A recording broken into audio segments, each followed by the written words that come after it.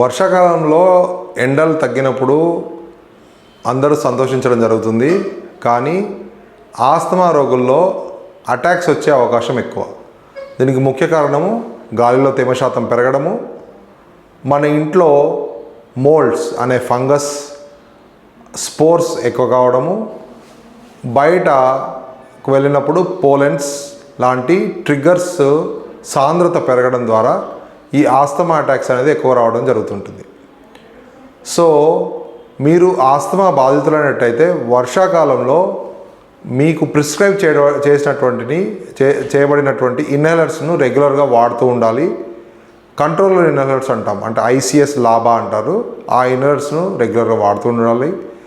అలాగైతే బయటికి వెళ్ళినప్పుడు మాస్క్ ధరించడము, మీ ఇంటి చుట్టుపక్కల పరిసరాలను క్లీన్గా ఉంచుకోవడము, అలాగే ప్రతి ఏటా వ్యాక్సిన్ తీసుకోవడం ద్వారా వైరల్ ఇన్ఫెక్షన్స్ ద్వారా వచ్చే ఆస్తమా అటాక్స్ నుంచి మిమ్మల్ని మీరు కాపాడుకోగలుగుతారు.